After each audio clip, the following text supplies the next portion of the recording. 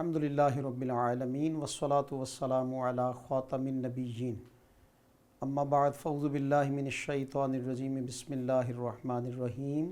तलबा-ए किराम, Kanzul Madaris board HEC recognised math video series आज linear equations and inequalities में lecture number 8 पर आए हैं और जो यूनिट सॉल्व हो रहा था वो PTB सिलेबस यूनिट नंबर 4। तो इसमें क्वेटा और सिंध बोर्ड से भी क्वेश्चंस आपको करके लीनियर इक्वेशन और इनइक्वालिटी और इसी तरह एब्सोल्यूट वैल्यूज़ पे भी आपको लेक्चर्स डिलीवर किए गए। आज MCQ सॉल्व करने जा रहे हैं हम इस एक्सरसाइज के, और बिकॉज़ ऑफ कि ये पेपर रेलेवेंट हैं तो आइए देखते हैं इनका सॉल्यूशन क्या है। देखिए इनका सॉल्यूशन क्या है। वेरी फर्स्ट MCQs है इसमें, an equation that can be written in the form AX + B में हो तो इसके ऑप्शंस जो गिवन है वो देखिए। इसमें फ़र्स्ट ऑफ ऑल है लीनियर इक्वेशन, और देन इसमें ऑप्शन है इनइक्वालिटी, और फिर इसके बाद इसमें C ऑप्शन है हमारे पास सॉल्यूशन, और देन D ऑप्शन है कांस्टेंट। तो इसका एग्जैक्ट आंसर क्या होगा इन चारों ऑप्शंस में से। नेक्स्ट क्वेश्चन है, any value of the variable which makes the equation a true statement. किस तरह से ट्रू स्टेटमेंट बनेगी, उसमें ऑप्शंस है हमारे पास इक्वेशन से एक स्टेटमेंट ट्रू कहलाएगी, या इनइक्वालिटी से इनइक्वालिटी, एंड फिर ऑप्शन है इसमें सॉल्यूशन या वेरिएबल से। तो ट्रू स्टेटमेंट कब होगी इसकी एग्जांपल आपको ऑलरेडी दे भी रखी है। मज़ीद इस पे आते हैं और इसको सॉल्व करते हैं। 3 इसका है, for which number x the absolute value of x is denoted by. कौन से नंबर पर x की वैल्यू जो होगी वो एब्सोल्यूट होगी।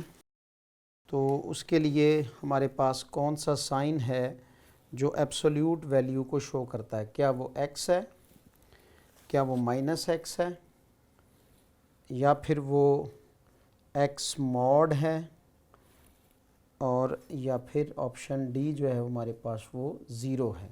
इसी तरह से फोर्थ MCQs पे ये वाला जो सिंबल है ये किसके लिए स्टैंड करता है।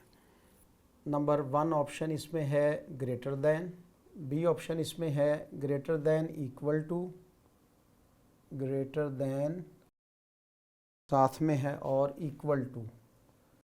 इसमें नेक्स्ट इसका ऑप्शन है लेस दैन और इक्वल टू, लेस दैन और इक्वल टू, या फिर D ऑप्शन इसमें है only equal to, equal to.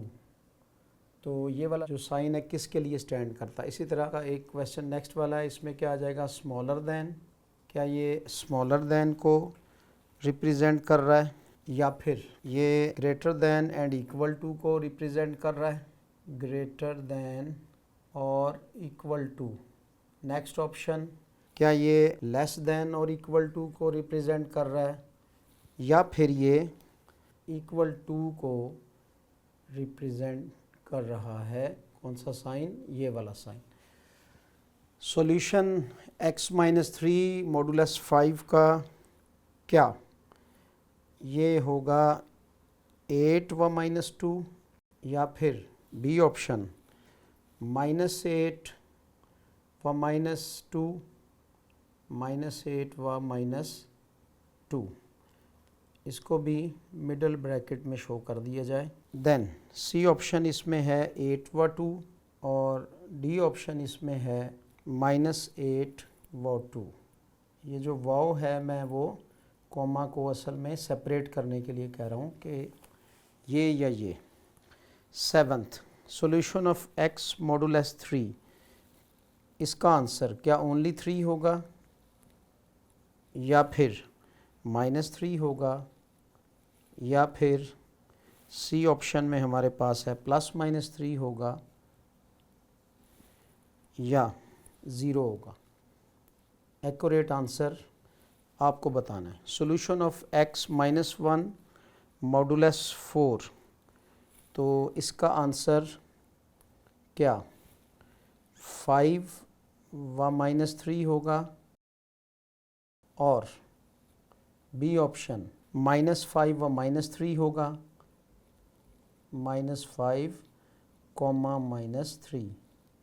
C option -5 व 3 होगा, -5 कॉमा 3, या डी ऑप्शन हमारे पास है 5 व 3 ओनली होगा। यानी ये वाले जो लास्ट 3 MCQs हैं ये सॉल्व करके इनके आंसर्स आएंगे। आइए तलबा इनके आंसर्स ढूंढने की कोशिश करते हैं। तो इक्वेशन जो ax प्लस बी फॉर्म में लिखी हुई हो, ज़रा डेफिनेशंस की तरफ जाइए। क्या वो सॉल्यूशन होती है, इनइक्वालिटी होती है, कांस्टेंट होती है? इनइक्वालिटी तो हो ही नहीं सकती बिकॉज ऑफ कि इसके अंदर इक्वल आया हुआ है, ठीक है। सिर्फ कांस्टेंट भी नहीं हो सकती क्योंकि साथ में x भी आया हुआ है। और इसको सॉल्यूशन, इसको तो नहीं कहते, सॉल्यूशन तो सॉल्व करने को कहते हैं। तो इसका मतलब इसका ऑप्शन ए इज़ करेक्ट। तो ये एक लीनियर इक्वेशन है बिकॉज ऑफ के इसके x वेरिएबल की मैक्सिमम पावर जो है वो इक्वल 1 के है। Any value of the variable which makes the equation a true statement. कौन सी इक्वेशन जो है वो ट्रू होगी? जब मैंने आपको ये बताया था कि 3 जो है वो लेस देन 5 है, क्या ये ट्रू स्टेटमेंट थी? 5 ये लेस देन 3 है, क्या ये ट्रू स्टेटमेंट थी? 5 इक्वल 5 के है, तो कौन सी स्टेटमेंट इसमें से ट्रू हुई जिसने अपने अंदर इक्वेशन का साइन लिया हुआ है? तो इसका मतलब ये सारे वाले ऑप्शन मिस हैं, ओनली इक्वेशन जहाँ पे आएगा तो that is the answer. For which number x the absolute value of x is denoted by. जब हम सॉल्यूशन करते हैं इक्वेशंस का तो उसके आंसर्स डिफरेंट आते हैं। तो आंसर पॉजिटिव ही शो हो तो उसके लिए कौन सा साइन यूज़ होता है? क्या +x, -x, 0? No, not at all. इसमें सिर्फ x मॉड जो है वो एब्सोल्यूट वैल्यू को रिप्रेजेंट करता है। आगे चलिए, हमारे पास एक सिंबल है ये वाला, ठीक है। यूँ समझिए क्रोकोडाइल माउथ है, तो इसके नीचे भी एक स्लैश पड़ी हुई है। क्या इसका मीनिंग ग्रेटर दैन है, ग्रेटर दैन और इक्वल टू है, लेस दैन और इक्वल टू है, कि ओनली इक्वल टू है? तो ओनली इक्वल तो जब होता जब यहाँ पे इक्वल का साइन होता, ग्रेटर दैन ये खुद है, लेस दैन ये है नहीं। तो ऑप्शन कौन सा ठीक हुआ? ग्रेटर दैन और equal to. The symbol less than equal stands for, पहले बोल दिया मैंने, तो इसका आंसर लेस दैन और इक्वल टू। इनका सॉल्यूशन पहले निकालना पड़ेगा, फिर आंसर पे पहुंचेंगे आप। तो कैसे हल होगा? इसका सॉल्यूशन था x-3 मॉडुलस ख़त्म हुआ तो +-5 आया, एक दफ़ा x-3 इक्वल 5 और एक बार x-3 इक्वल -5। तो यहाँ से आंसर x-3 उधर जाकर 5 + 3 हो गया, 3 + 5 यानी 5 + 3 हुआ, और दूसरी दफ़ा उधर जाकर ये -5 + 3 हो गया। यहाँ से आंसर क्या मिला? 8, और माइनस के 5 में से 3 गए तो आंसर मिला -2। तो इसका मतलब ऑप्शन इसमें से कौन सा ठीक हुआ? A option. तो ये पेपर में भी आपको सॉल्व ही करना पड़ेगा, हिट एंड ट्रिक मेथड से नहीं, इधर उधर देख के नहीं, बल्कि इसको आप सॉल्व करेंगे। x मॉडुलस इक्वल 3 के है, तो इसमें x की वैल्यू क्या होगी? जब भी मॉड ख़त्म करते हैं तो वापस आप पॉजिटिव और नेगेटिव साइन ले लेता है। तो answer that is the C. Only plus भी नहीं, ना ही ओनली माइनस, बल्कि +-3। इसका सॉल्यूशन क्या होगा? इसको देखिए, x-1 मॉडुलस, तो इधर +-4 आ गया, एक दफ़ा x-1 इक्वल 4 के, और एक बार x-1 इक्वल -4 के। ये वैल्यू उधर जाके उसमें प्लस होगी तो 5 बन गया, और ये वैल्यू उधर जाके -4 और प्लस उसमें से माइनस हो गया तो -3 आ गया। तो सॉल्यूशन क्या बना, 5 व -3। तो इसका ऑप्शन बी ए दुरुस्त हुआ। तलबा किराम, अब हम फिल इन द ब्लैंक्स की तरफ बढ़ते हैं। फिल इन द ब्लैंक्स में से भी एमसीक्यूज़ बन सकते हैं। तो इसमें वेरी फर्स्ट है, इफ़ 15 ग्रेटर दैन 10, 15 10 से बड़ा हो एंड 10 बड़ा हो P से, 10 ग्रेटर दैन हो P से, तो बताइए 15 P से लेस होगा कि ग्रेटर होगा।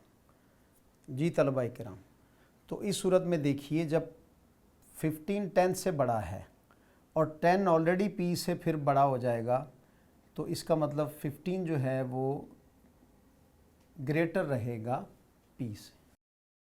साइकी समझिए क्वेश्चन की, इसमें क्या पूछा जा रहा है।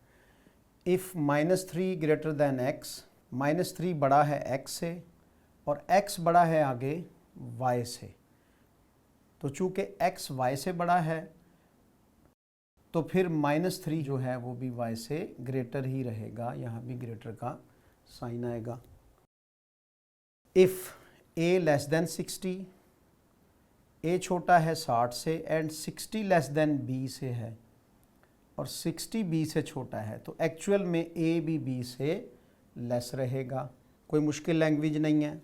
If x plus y great equal y के हो, देन x जो है वो y से लेस रहेगा, y से लेस रहेगा। दो वैल्यूज़ मिलकर इक्वल y के हैं, तो दोनों वैल्यूज़ मिलकर जो हैं वो भी y से नहीं बढ़ सकती, वो उससे लेस ही रहेंगी। इफ़ m-2 इक्वल n के हो, देन m क्या होगा फिर। m एक वेरिएबल है, उसमें से हमने 2 माइनस किया, तो दरअसल एक्चुअल में m जो है उसकी वैल्यू वो n से ग्रेटर हो जाएगी। और if x greater than y है तो 4x ज़ाहिर है वो भी ग्रेटर दैन 4y हो जाएगा। तो ये इसकी कुछ fill in the blanks fill की हैं। अदर्स जो हैं वो is for you as a homework. कुछ क्वेश्चंस आपको ऑलरेडी एज अ होमवर्क दिए थे, आपने किए या नहीं इसको आप कमेंट्स बॉक्स में शेयर करें।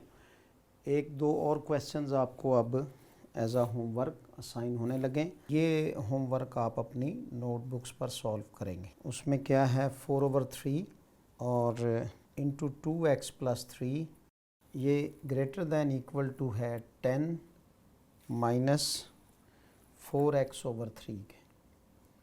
तो पिछले लेक्चर से ये अखज़ शुदा क्वेश्चन आपको as a homework, x-2/4 then -x-5/6 और ये ग्रेटर दैन इक्वल टू है 1/3 के।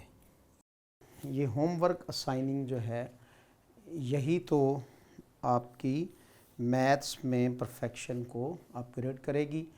तलबा किराम, लीनियर इक्वेशंस एंड इनइक्वालिटीज़ को डिटेल से हमने पढ़ा है। इसके लेक्चर्स 1 to 1 सुनते चले जाइए और इस कॉन्सेप्ट को क्लियर कीजिए। उम्मीद है इस चैप्टर से रेलेवेंट आपको 8 to 10 मार्क्स जो पेपर में आएंगे वो आप फुली ज़रूर हल कर लेंगे। नेक्स्ट लेक्चर तक अब आपकी वर्किंग ज़रूरी है। जब तक आप कमेंट्स बॉक्स में वर्किंग शो नहीं करेंगे तो इसके नेक्स्ट लेक्चर को आप नहीं पाएंगे।